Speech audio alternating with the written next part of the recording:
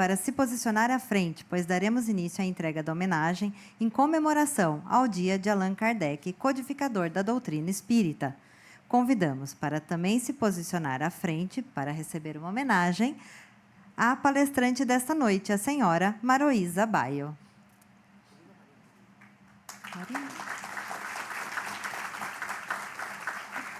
Convidamos para participar da homenagem a presidente da União das Sociedades Espíritas de Piracicaba, senhora Marina Gervatoski Torresan.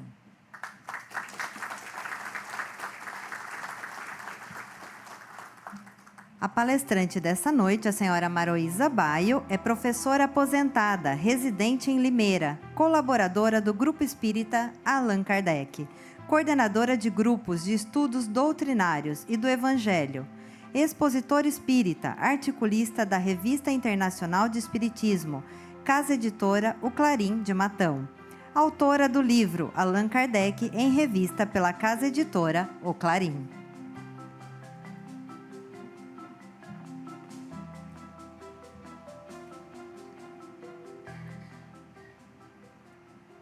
Neste momento, vamos nos preparar para a palestra da senhora Maroísa. Então, convidamos as autoridades que compõem a mesa de honra para que se acomodem na primeira fileira, a fim de poderem acompanhar a palestra.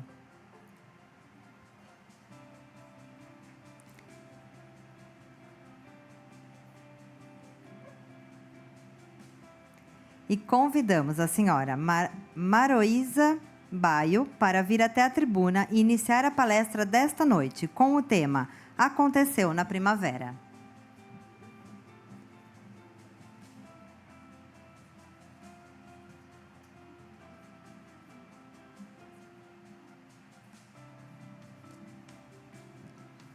Tem que abaixar um pouquinho, isso. Queridos amigos, senhoras, senhores, autoridades presentes, representantes da USE Intermunicipal de Piracicaba, companheiras e companheiros de Ideal Espírita, meu muito boa noite a todos. Espero que estejam bem, em paz e com muita saúde. Quero agradecer a Marina pelo convite que me fez para um evento de tamanha magnitude. É uma honra e uma alegria poder participar e estar junto com vocês. O nosso tema, Aconteceu na Primavera, tem relação com um momento que atravessamos.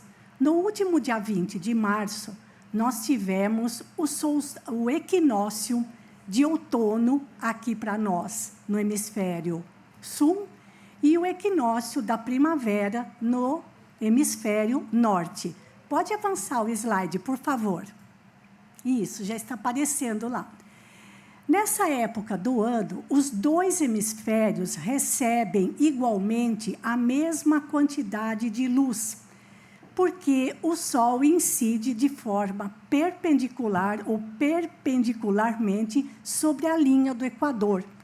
Então, os dois hemisférios são banhados pela mesma quantidade de luz. E, curiosamente, muitos eventos, muitos acontecimentos de significado muito importante para a elevação espiritual da humanidade aconteceram nesta época do ano. Pode avançar. Que é o mês de Nissan para os judeus. O finalzinho de março e um pedaço de abril.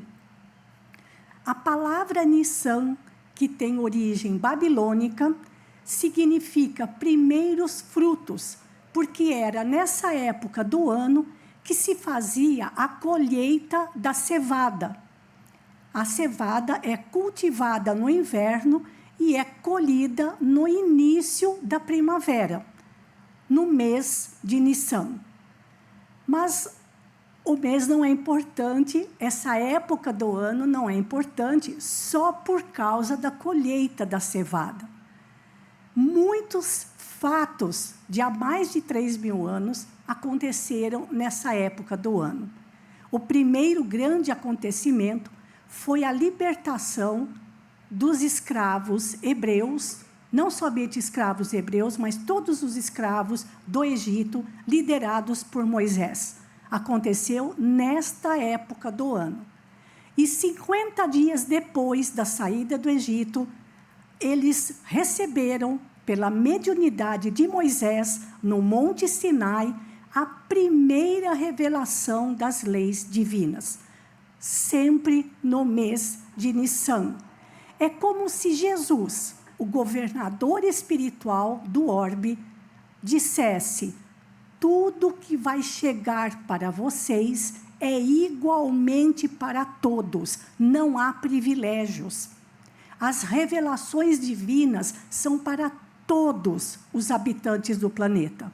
Por isso, a época ser do equinócio. Luz igualmente para todos. Pois bem, nós podemos considerar esse período da humanidade, que é relatado com detalhes no livro de Êxodo, do Antigo Testamento, como se fosse uma grande parábola, interpretada espiritualmente mais ou menos desta forma. Quando a gente se decide a libertar-se da opressão que a matéria exerce sobre o espírito, é como se uma nova primavera começasse a surgir na nossa jornada espiritual. Porque a palavra Egito, na sua raiz, significa estreiteza. E é isso o que a matéria faz sobre o espírito, estreita a nossa visão e os nossos horizontes. Então, quando nos decidimos a nos libertarmos dessa opressão que a matéria exerce sobre o espírito, a primeira coisa que iremos encontrar são as leis divinas. Por que elas foram recebidas num monte? Porque representa sinal de elevação espiritual. Sempre que aparecer alguma coisa acontecendo no monte, representa elevação espiritual. 1.300 anos depois, nessa mesma época do ano, chega Jesus à Terra. Ué, mas Jesus não nasceu no dia 25 de dezembro? Não. 25 de dezembro é a data em que se comemora o seu nascimento. Não significa que ele tenha, de fato, nascido nessa época do ano. Já, por muitos estudiosos, já se chegou há muito tempo à conclusão de que a chegada de Jesus à Terra foi no mês de Nissan. Assim como no mês de Nissan, ele morreu e retornou. E 50 dias depois da sua morte, os discípulos, também pela mediunidade, num dia chamado de Pentecostes, onde os judeus comemoravam justamente a chegada dos 10 mandamentos por Moisés, justamente neste dia, os discípulos, em plena praça pública, por meio da mediunidade, tornam-se intermediários de benfeitores espirituais, proclamando o reino dos céus, proclamando os 10 mandamentos resumidos em 2 por Jesus: amor a Deus e ao próximo como a si mesmo, em vários idiomas, porque Jerusalém era e é uma cidade cosmopolita. Havia gente de todos os cantos, falando vários idiomas. E os apóstolos, por meio da mediunidade, assim como Moisés, pela mediunidade, trazem a segunda revelação divina que Jesus nos deixou. Amor a Deus e amor ao próximo. Sempre no mês de Nissan, como que dizendo novamente, outra vez, estou mandando para vocês muitas informações importantes relacionadas à sua jornada espiritual, que é como se uma nova primavera começasse a brotar na nossa jornada evolutiva. Mas não parou por aí. 1.800 anos depois, no mês de abril no mês de Nissan, os espíritos começaram a fazer muito barulho novamente, para chamar a atenção das pessoas, como que dizendo: ei, pessoal, nós estamos aqui e temos muitas coisas para contar para vocês. Pode continuar. Mas, antes de entrarmos propriamente em Kardec, nós também precisamos lembrar que no dia 2 de abril de 1910, no mesmo mês de Nissan, reencarna em território brasileiro um espírito extremamente dócil, evangelizado, fiel e obediente.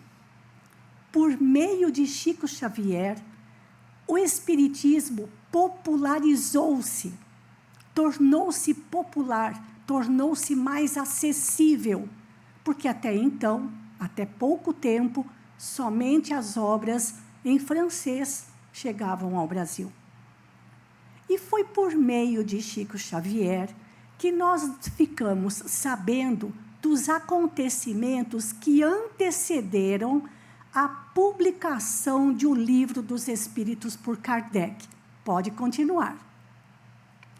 Num livro denominado Mandato de Amor, publicado pela União Espírita Mineira, Chico Xavier conta para a gente o que aconteceu antes da publicação de O Livro dos Espíritos. Conta ele que logo no início do ano de 1857, ele levou os originais do Livro dos Espíritos para o senhor Eduardo Dentu, que era um livreiro, eram amigos já um bocado de tempo. E aquele ponto de interrogação é em relação à data de nascimento do senhor Dentu, porque eles já eram amigos há muito tempo. Então, não poderia ser a sua data de nascimento, 1930. É uma coisa que me levantou um questionamento.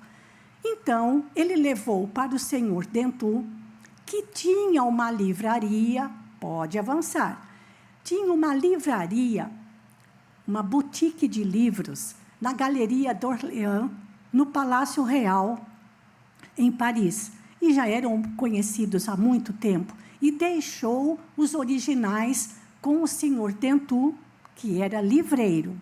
Por sua vez, o senhor Dentu encaminhou os originais para o tipógrafo. Os mais jovens, acho que nunca ouviram falar do que seja uma tipografia, não é, gente? E pode continuar. Só que o tipógrafo residia numa região localizada a uns 23 quilômetros aproximadamente de Paris. E era o tipógrafo que fazia a revisão do livro e a impressão.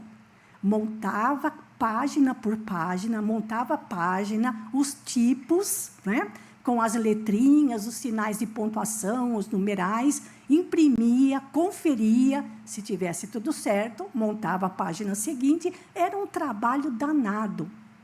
Isso Chico Xavier contando, mas eis que o tipógrafo faleceu.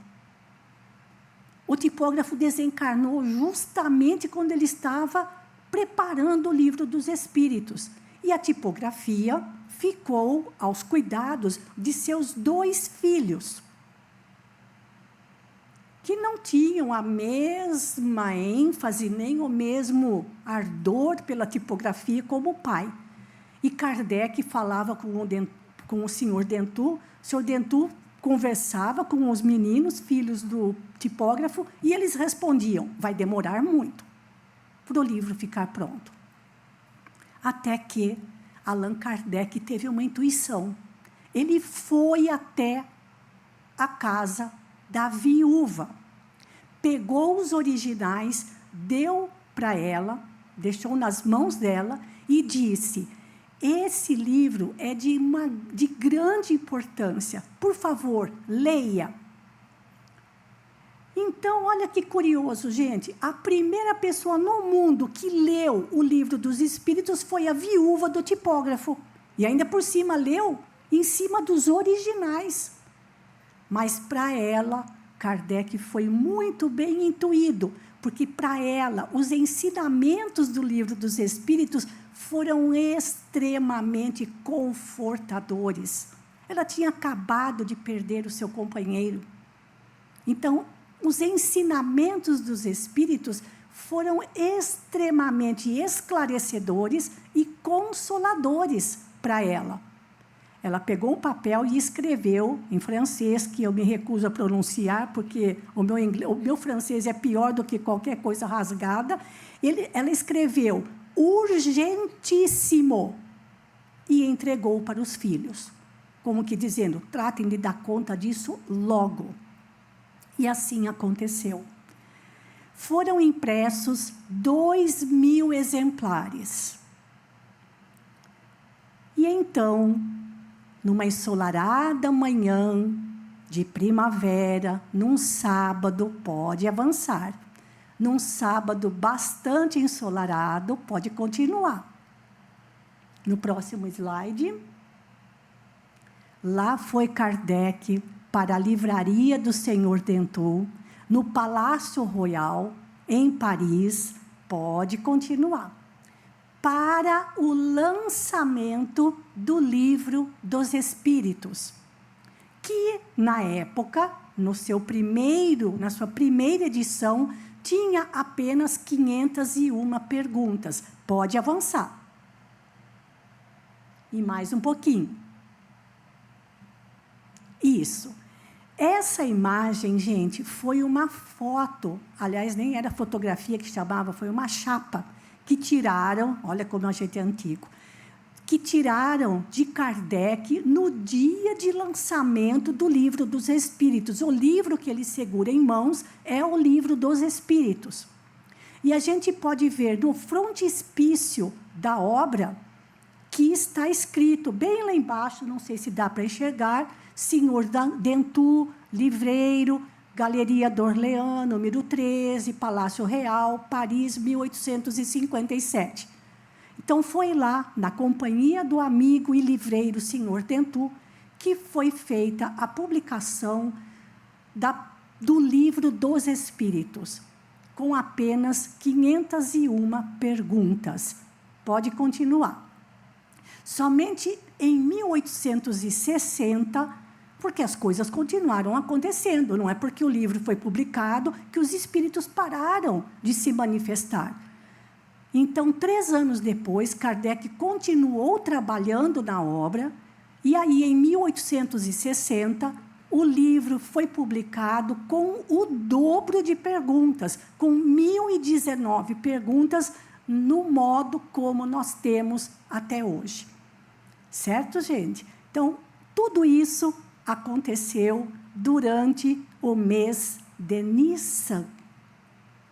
E o Livro dos Espíritos é dos Espíritos, não é de Allan Kardec.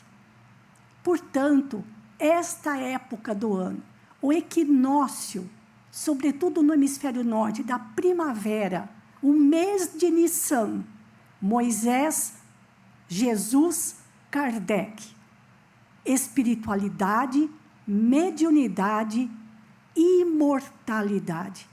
O mês de abril é o mês da espiritualidade, da mediunidade e da imortalidade. Porque foi o que Moisés mostrou, ninguém entendeu. Jesus também mostrou, muita gente não entendeu. E, por fim, vem Kardec, com o amparo da espiritualidade superior, trazer os mesmos ensinamentos, só que de uma maneira muito mais ampliada. Pode continuar. Nesta época, em 1858, Kardec morava na Rua dos Mártires, número 8, no 2º andar, mas não é o 2º andar que tem as florzinhas ali com a sacadinha na janela. Era o 2º andar dos fundos, porque devia ser o aluguel mais barato. E ele já fazia reuniões de estudos na sua casa. Ali participavam de 20 a 30 pessoas, era um verdadeiro apertamento.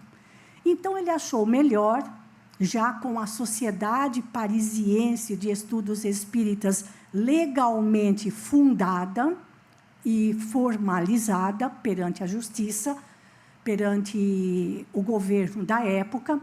Ele primeiro alugou uma sala, pode continuar, ele alugou uma sala no Palácio Real, primeiro na Galeria Valois. Então, de 1858 a 1859, a Sociedade Parisiense ficou nessa galeria. De 1859 a 1860, na Montpensier. Mas daí, em 1860, pode passar para o próximo, Kardec mudou de residência. E o próximo ainda, pode mais um pouquinho. Ele se mudou para a rua Saint-Étienne, pode continuar mais um pouquinho, no número 59. Nesse prédio, ali funcionariam a sede da Sociedade Parisiense, o seu escritório para a venda dos livros espíritas e da revista espírita, e também a sua residência, tudo num único local. Pode continuar. Mais um pouquinho, mais um slide. Mas nessa época, durante essa época, gente, Kardec continuava recebendo uma porcentagem sobre as suas obras de pedagogia, porque ele também escreveu livros voltados para a educação, e eles continuavam sendo utilizados na Universidade de Paris. E ele recebia uns troquinhos pela venda dessas obras. E com esse montante, e mais, coitadinho, né, como professor, ainda teve que fazer um baita financiamento de 50 mil francos numa instituição financeira francesa. Ele comprou na Avenida Seguir, que ficava do outro lado da margem do rio Sena, uma propriedade, uma área de aproximadamente 2.700 metros quadrados. Ali ele foi construindo uma nova casinha para ele e sua esposa, e a sua intenção era construir várias casinhas para abrigar espíritas pobres. Então, ele já tinha esse local pronto. E, de vez em quando, sobretudo na elaboração do Evangelho segundo o Espiritismo, quando ele precisava de muito silêncio e recolhimento, ele ia para a casa dele, ficando lá sozinho, na Avenida Seguir. Isso nos faz lembrar de outra data importante no mês de abril, pode continuar, que é o lançamento do Evangelho, ou melhor, a 15 de abril de 1864, portanto, ano passado foram 160 anos, só que o livro se chamava Imitação do Evangelho segundo o Espiritismo. Foi uma surpresa até para o seu editor, que não sabia que ele estava escrevendo este livro, mas isso já é outra história. Essa primeira edição do Evangelho segundo o Espiritismo era bem menor do que a atual, tinha somente 25 capítulos. Pode continuar. Para o próximo. A edição definitiva, como nós conhecemos hoje, com 28 capítulos, só apareceu em 1866. Então, de novo, no mês de Nissan, em plena primavera, no hemisfério norte, Allan Kardec deixou para a humanidade o Evangelho segundo o Espiritismo, uma verdadeira primavera para a nossa alma, para a nossa jornada evolutiva, um sol a brilhar na nossa vida. Pode continuar. Mais um. A Revista Espírita, de todas as obras de Kardec, é a menos conhecida, a menos estudada, e foi a última a ser traduzida para o português. Não vamos entrar em detalhes, porque isso é assunto para outra palestra. Mas ela começou a ser elaborada e publicada por Kardec a partir de 1º de janeiro de 1858. E o último número foi em abril de 1869. Mas, Kardec não desencarnou no dia 31 de março? Como é que a edição de abril já estava pronta para ser publicada? É porque ele já deixou pronta. Olha como ele era. E nessa edição de abril, ele explicava detalhadamente quais os propósitos da livraria espírita. Porque no mês de março de 69, eles estavam fazendo a mudança de residência para a avenida seguir. E a livraria iria ficar responsável pela venda dos livros espíritas, por acolher aqueles que tivessem dúvidas sobre o espiritismo e também a venda da revista espírita. A única coisa que deixou de acontecer foi a Sociedade Parisiense, porque pela mudança de endereço tinha que começar todo aquele petitório novamente perante o Ministério da Polícia Francesa, certo? Pode continuar. A livraria ficava na Rua de Lille, número 7, uma rua paralela, margeando o Rio Sena. Só que, aí de novo, Chico Xavier traz notícias para a gente. Kardec tinha problemas cardíacos e ele não estava se sentindo bem. Tanto é que sua esposa falou para ele: vamos desmarcar a inauguração da livraria. Vamos deixar para outra data, quando você estiver se sentindo melhor. Mas ele falou de forma alguma, porque ele já havia expedido o convite para muitos amigos que já estavam a caminho de Paris. Como é que eles poderiam avisar sem WhatsApp que não ia ter inauguração da livraria em cima da hora? Quando chegaram os convidados para a inauguração da livraria, receberam a triste notícia da desencarnação de Kardec. Mas ele e a esposa combinaram: aconteça o que acontecer comigo, ele falando para ela, você vai e inaugura a livraria. Portanto, no dia 1º de abril de 1869, a sua esposa, Amélie Boudet, inaugurou a livraria espírita, recepcionando todos os convidados, enquanto o corpo de Kardec era velado. Olha a fibra da sua companheira, não é? Pode continuar. Nós temos ali... Gente, isso é como é hoje, não como era naquela época. Por que muita coisa mudou? Porque já no ano seguinte, em 1870, estourou mais uma guerra no continente europeu, França contra a Alemanha. E deixou a França arruinada economicamente.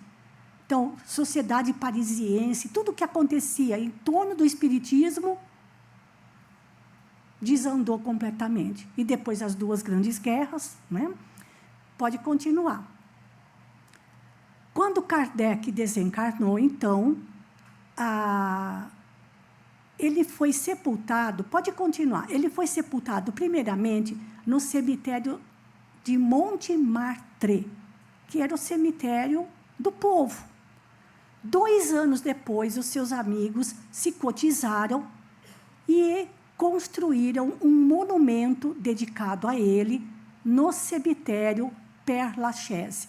Só que antes disso, está aí a imagem, Kardec desencarnou, mas a obra estava completa. Os benfeitores espirituais, sobretudo o Dr. Demer, que acompanhava Kardec espiritualmente, eles tinham muita preocupação que Kardec desencarnasse antes de concluir os fundamentos da doutrina espírita. E ele mesmo, a partir de 1867, preocupava-se muito com o destino da doutrina espírita.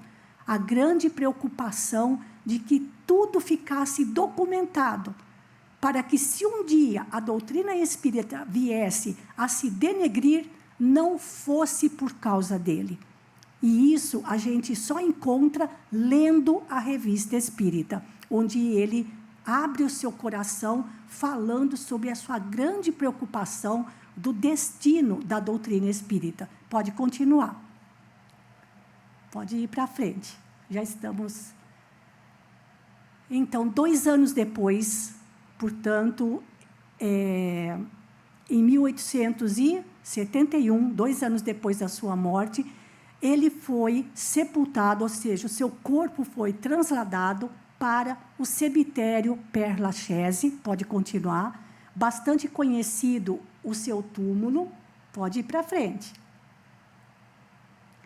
Está sempre florido. Temos muitos companheiros, não sei, talvez alguns de vocês já tenham tido a oportunidade de ir até lá. Muitos companheiros nossos lá de Limeira já estiveram nesse local. Pode continuar. E o curioso é o que está escrito no busto de Kardec. Está escrito fundador da filosofia espírita e não codificador do espiritismo, como nós o tratamos aqui no Brasil. E abaixo ainda está escrito: todo efeito tem uma causa. Todo efeito inteligente tem uma causa inteligente. E no topo do dolmen, em cima, a famosa frase: nascer, morrer, renascer ainda, e renascer sempre, tal, e progredir sempre. Nascer, morrer, renascer ainda e progredir sempre. Tal é a lei. É lindo demais, não é, gente? Então, esse é o túmulo mais visitado do cemitério Père Lachaise. E sempre está florido. Amigos nossos muito próximos que tiveram a ocasião de ir até lá, dizem que a vibração em torno é bastante diferenciada. E ali também está sepultada a sua companheira. Pode continuar, que já estamos chegando no nosso final. Na Revista Espírita de junho de 1865, na verdade, foi um discurso que ele fez para a inauguração da Sociedade Parisiense. Ele, num trecho do seu discurso, aliás, esse discurso dele é belíssimo e emocionante, onde ele abre o seu coração, ele diz exatamente isso, que a doutrina espírita foi a obra de minha vida. A ela dei todo o meu tempo, sacrifiquei meu repouso e minha saúde. E foi verdade. Pode continuar. Agora, gente, são minhas palavras para Allan Kardec. Já que estamos no mês de abril, não poderia ter sido o mês melhor para homenagear Allan Kardec. Lembrando, mês de abril com Moisés, foi mês de abril com Jesus, é mês de abril para Allan Kardec. Espiritualidade, mediunidade, imortalidade. Então, agora, é o meu coração para Kardec. Deixemo-nos envolver pela suave lembrança de sua nobreza de caráter e por seus testemunhos de fidelidade à tão amada doutrina espírita. Kardec amava profundamente o espiritismo. E, por fim, o último slide. Roguemos a Deus que abençoe Allan Kardec, venerando o benfeitor da humanidade, onde quer que ele esteja.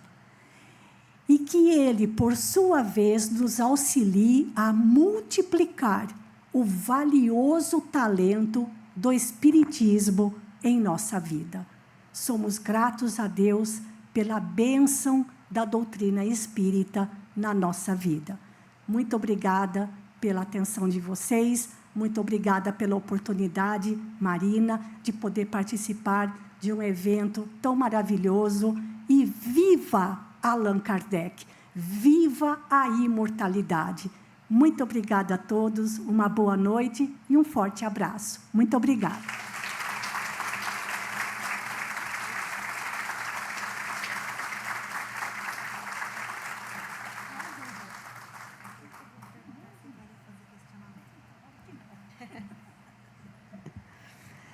Neste momento, abriremos o microfone ao público para possíveis dúvidas, perguntas e esclarecimentos.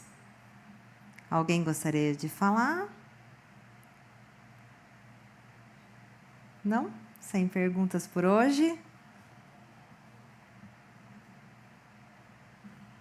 Então, agradecemos a nossa palestrante, a senhora Maroísa Baio, pela brilhante apresentação desta noite. Então, vou pedir a todos, senhoras e senhores, que assumam posição de respeito e, para aqueles que puderem, que acompanhem em pé a execução do hino de Piracicaba nas vozes da dupla sertaneja Craveiro e Cravinho.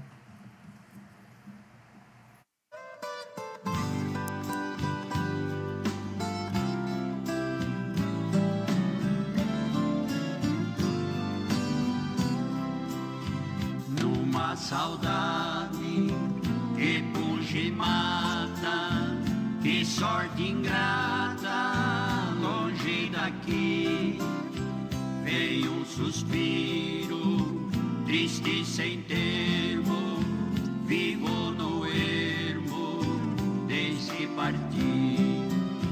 Piracicaba que eu adoro tanto, cheia de flores, cheia de encantos, ninguém compreende a grande dor que sente o filho ausente a suspirar por ti.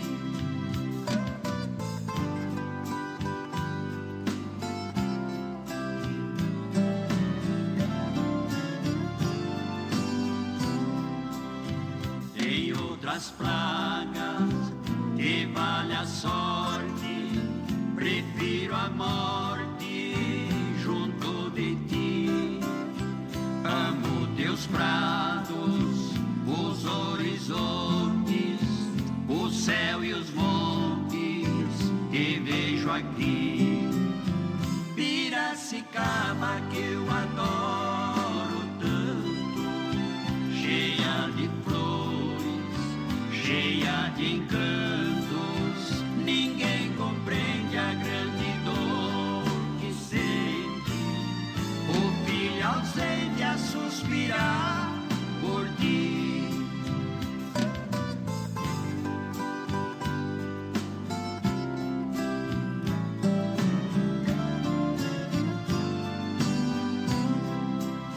Só vejo estranhos, meu berço amado, tendo a teu lado o que perdi. Pouco se importam com teu encanto, eu amo tanto desde nasci. Piracicaba que eu adoro tanto, cheia de flores, cheia de encantos, ninguém compreende a grande dor que sente o filho ausente a suspirar por ti.